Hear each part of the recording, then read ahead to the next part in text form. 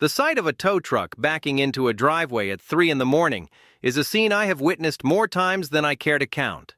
It is a quiet, clinical operation that changes a family's life in under 60 seconds. We are currently looking at a situation where thousands of Americans are losing their cars every single day, and the numbers are starting to look eerily similar to the dark days of 2009. This is the car repo crisis, and if you think it is just about people living beyond their means, you are only seeing half the picture. As someone who has spent years in the bays, on the sales floor, and out in the driveways as a mobile mechanic, I have seen the mechanics of this collapse from the inside out. This episode is designed for you to listen to while you drive, work, take care of your day, or relax. Enjoy it however fits your life. We are diving deep into why the repo man is the busiest person in the neighborhood right now. The data is staggering. We are seeing repossession assignments projected to hit over 10 million by the end of the year. That is not just a statistic.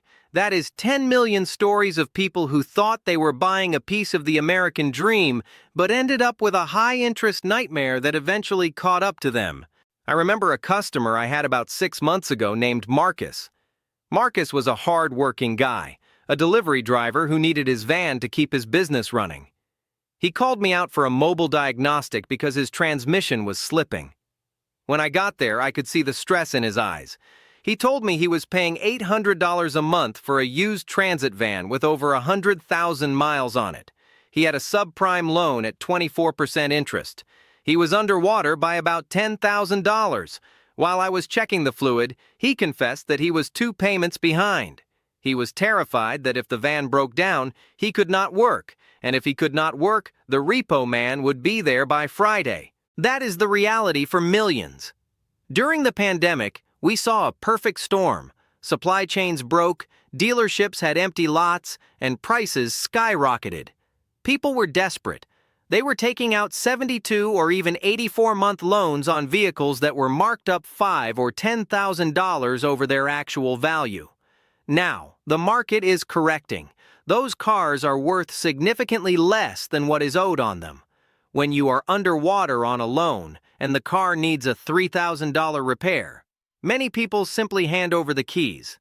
They cannot justify fixing a car that they already owe too much on. I have seen this from the dealership side too.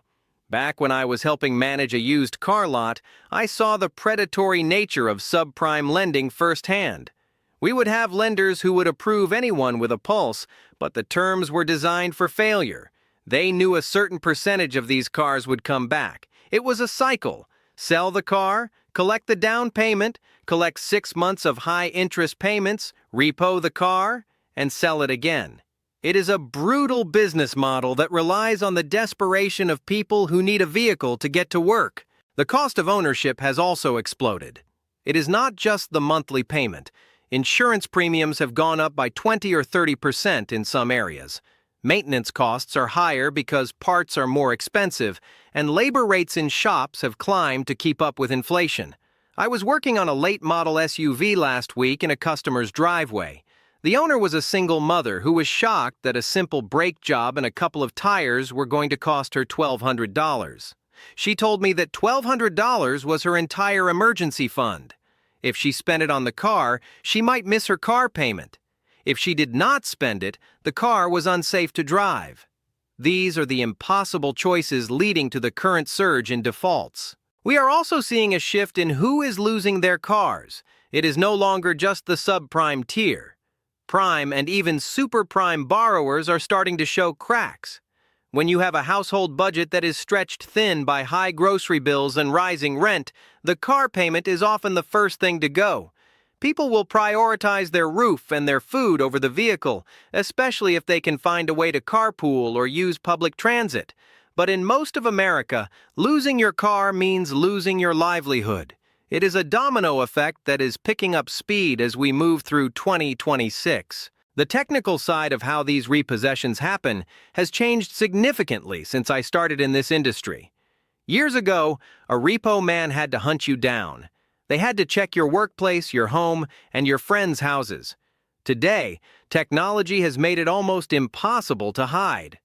Many subprime lenders now require the installation of GPS trackers and starter interrupt devices. If you are 48 hours late on a payment, they can remotely disable your vehicle. I have been called out to jobs where a customer thought their car had a mysterious electrical issue, only for me to find a small black box tucked under the dash that was cutting the ignition signal. I remember a particularly awkward situation where I was doing a mobile oil change for a guy in a nice suburban neighborhood. Halfway through the job, a flatbed tow truck pulled up. The driver did not even get out. He used a high-speed lift system to grab the rear wheels of the car I was working on. The owner came running out, screaming that he was only a week late. The repo driver just pointed to his tablet and said the order was active. I had to pack up my tools while the car was literally being hoisted into the air. It was a stark reminder that the grace period in the automotive world has vanished. Lenders are moving faster than ever to secure their assets before the vehicle's value drops even further. The auction houses are currently overflowing. When a car is repossessed, it usually goes straight to a wholesale auction. I spend a lot of time at these auctions looking for decent units to flip or for parts. Lately, the lots are packed with late-model trucks and SUVs that look brand new. These are not beaters. These are $50,000 and $60,000 vehicles that people simply could not afford once the reality of an $800 payment set in. The problem is that because there are so many repos hitting the market, the wholesale prices are dropping.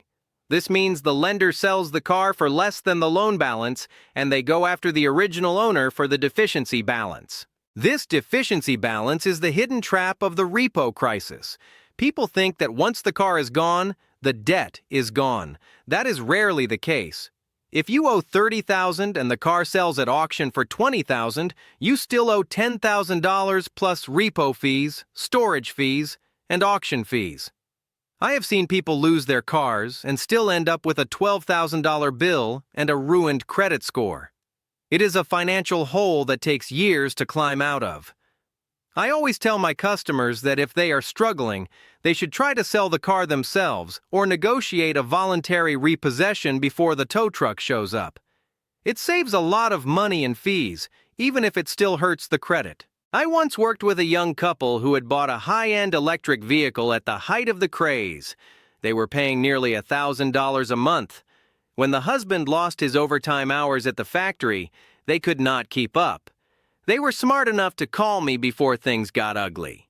We did a full inspection and a detail to make the car look perfect, and they managed to sell it privately. They still had to bring $5,000 to the table to close out the loan, but that was much better than letting it get snatched in the night. They avoided the repo fees and kept their dignity. The mechanical reliability of modern cars is also playing a role here. We are seeing more complex engines and transmissions that are incredibly expensive to fix. A 10-speed automatic transmission failure on a 3-year-old truck can easily cost $7,000. If that truck is already underwater on its loan, the owner is faced with a choice: pay $7,000 to fix a truck they owe $40,000 on, or let the bank take it. Many are choosing the latter. As a mechanic, I see the maintenance being deferred more and more. People are skipping oil changes and ignoring check engine lights because they are tapped out. This leads to catastrophic failures that trigger the repossession. We are also seeing a rise in what I call the ghost repo. This is when a car is repossessed, but the lender cannot find a buyer for it because the condition is so poor. I have seen cars sitting in repo lots for months, rotting away because they were never maintained. It is a waste of resources and a tragedy for the families involved. The system is currently clogged with high-value automotive debt that has no solid ground to stand on. We are essentially watching a bubble burst in slow motion, and the impact is being felt in every repair shop and dealership across the country. One of the biggest mistakes I see people making is focusing only on the monthly payment when they are at the dealership. The sales staff is trained to make that number look attractive by stretching the loan term out to 6 or 7 years. I have seen people walk out with a $500 payment on a car they will be paying for until 2032.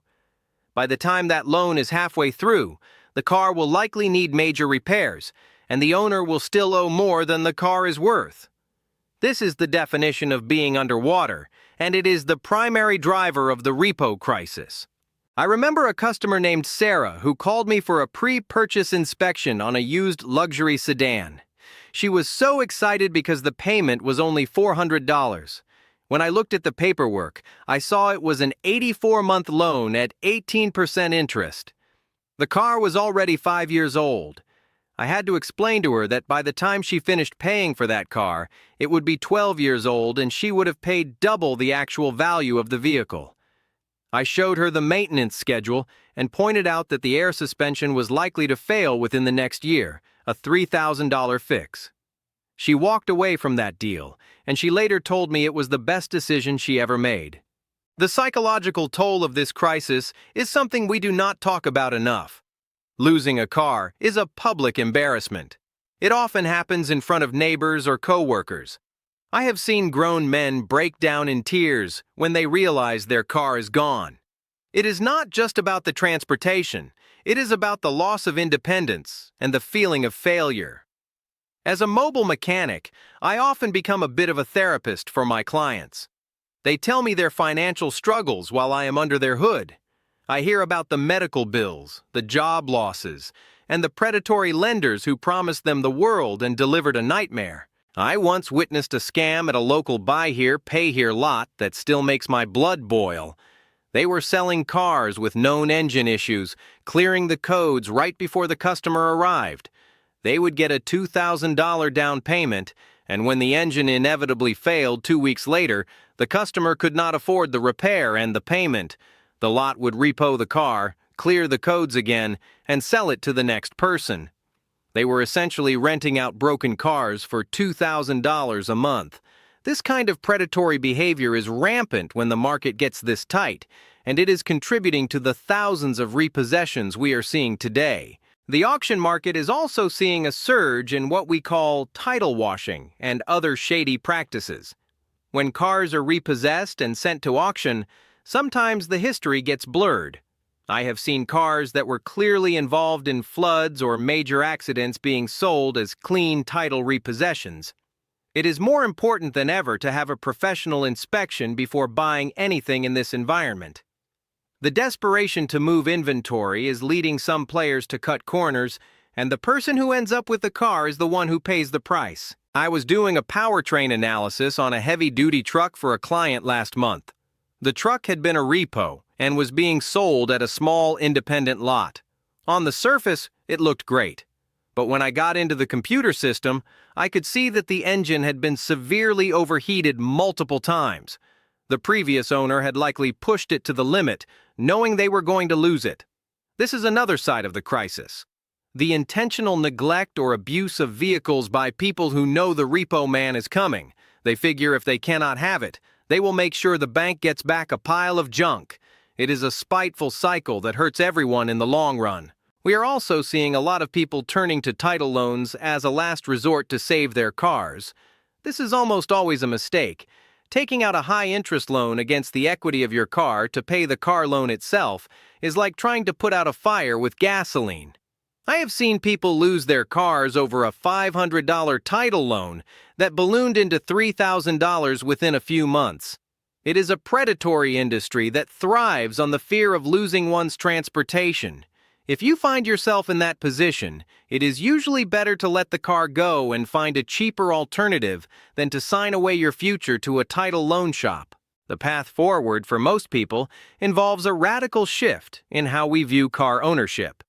We have been conditioned to believe that we need a new car every 3 or 4 years, but the current economy simply does not support that for the average family.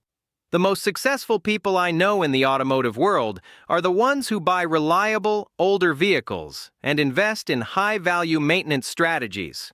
It is much cheaper to spend $2,000 a year keeping a 10-year-old Toyota on the road than it is to spend $10,000 a year on a new car payment and insurance. I have a long-term client named Mr. Henderson who is a perfect example of this. He drives a 20-year-old Lexus that he bought used 15 years ago. He brings it to me twice a year for a full inspection and preventative maintenance. We have replaced the timing belt, the water pump, and the suspension components over the years. The car has 300,000 miles on it and runs like a watch. He has not had a car payment in over a decade. While his neighbors are getting their shiny new SUVs repossessed, Mr. Henderson is relaxed and financially secure. He understands that a car is a tool, not a status symbol. If you are currently struggling with your car payment, the first thing you need to do is communicate with your lender. Many people are afraid to call, but lenders actually do not want to repossess your car. It is an expensive and time-consuming process for them. They would much rather work out a loan modification or a temporary deferment. I have seen people save their cars just by being honest about their situation and asking for help. But you have to do it before you are 3 months behind. Once the repo order is issued, the window of opportunity closes very quickly. Another strategy is to look into refinancing if your credit has improved since you bought the car. Many people get stuck in high-interest subprime loans even after they have spent a year making on-time payments and improving their score. Refinancing from a 20% interest rate down to an 8% rate can save you hundreds of dollars a month. It is worth a phone call to a local credit union to see what your options are. I have seen this single move save families from the brink of repossession. As a mechanic, I also recommend learning the basics of vehicle maintenance. You do not need to be an expert, but knowing how to check your own fluids, change your own air filters, and recognize the early signs of trouble can save you thousands in shop fees. I often teach my customers how to do these simple tasks while I am working on their cars. It empowers them and helps them take better care of their investment. A well-maintained car is less likely to leave you stranded and less likely to become a financial burden that leads to a default. The car repo crisis is a wake-up call for all of us. It is a reminder that the old ways of financing and buying cars are no longer sustainable in this new economic reality. We need to be smarter, more disciplined, and more focused on long-term reliability than on short-term flash. The thousands of Americans losing their cars today are a warning sign of a system that has pushed too far. By focusing on education, realistic budgeting, and proper maintenance, we can protect ourselves from becoming another statistic in the repo man's logbook. Thank you for spending this time with me today on F-Car Habits. I hope these insights from the shop floor and the driveways help you navigate the complex world of automotive ownership. Remember, your car should serve you, not the other way around. Stay wise, stay grounded, and keep those wheels turning on your own terms. I will see you in the next one. But for now, take care of your ride, and it will take care of you.